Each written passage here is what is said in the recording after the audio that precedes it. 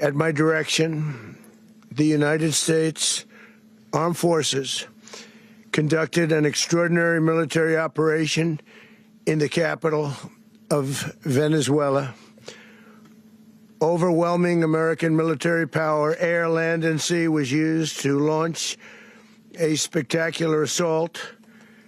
And it was an assault like people have not seen since World War II. It was a force against a heavily fortified military fortress in the heart of Caracas to bring outlaw dictator Nicolás Maduro to justice. This was one of the most stunning, effective, and powerful displays of American military might and competence in American history. No nation in the world could achieve what America achieved yesterday, or frankly, in just a short period of time. All Venezuelan military capacities were rendered powerless as the men and women of our military, working with U.S. law enforcement, successfully captured Maduro in the dead of night. It was dark. The lights of Caracas were largely turned off due to a certain expertise that we have. It was dark and it was deadly. But captured along with his wife, Cilia Flores, both of whom now face American justice. Maduro and Flores have been indicted in the Southern District of New York. These highly trained warriors, operating in collaboration with U.S. law enforcement, caught them in a very ready position. They were waiting for us. They knew we had many ships out in the sea, we're just sort of waiting. They knew we were coming.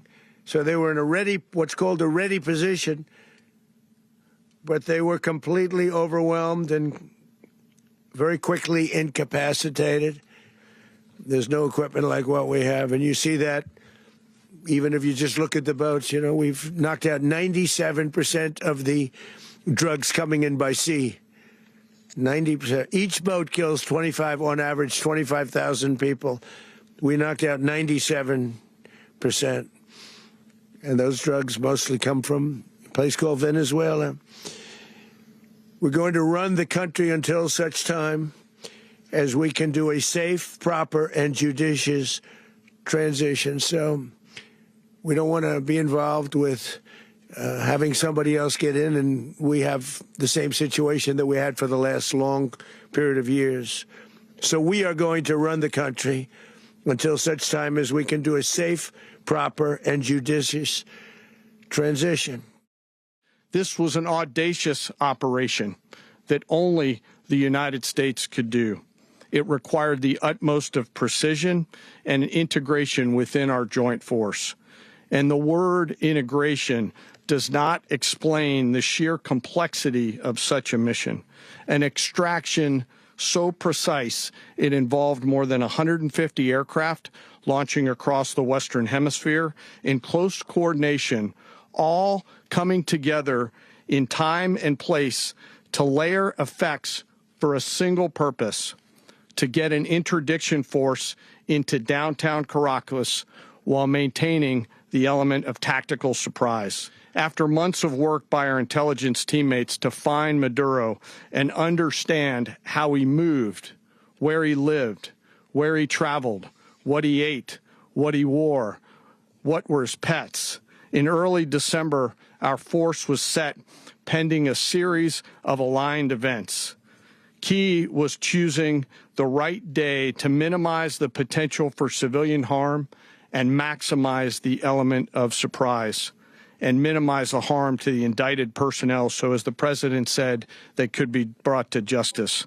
Over the course of the night, aircraft began launching from 20 different bases on land and sea across the Western Hemisphere. In total, more than 150 aircraft, bombers, fighters, intelligence, reconnaissance, surveillance, rotary wing were in the air last night. we arrived at Maduro's compound at 1:01 a.m. Eastern Standard Time, or 2:01 a.m. Caracas local time, and the apprehension force descended into Maduro's compound and moved with speed, precision, and discipline towards their objective, and isolated the area to ensure the safety and security of the ground force while apprehending the indicted persons. On arrival into the target area, the helicopters came under fire, and they replied with that fire with overwhelming force in self-defense. One of our aircraft was hit but remained flyable, and as the president said earlier today, all of our aircraft came home, and that aircraft remained flyable during the rest of the mission. As the operation unfolded at the compound, our air and ground intelligence teams provided real-time updates to the ground force, ensuring those forces could safely navigate the complex environment without unnecessary risk. The force remained protected by overhead tactical aviation. Maduro and his wife, both indicted, gave up and were taken into custody by the Department of Justice, assisted by our incredible U.S. military.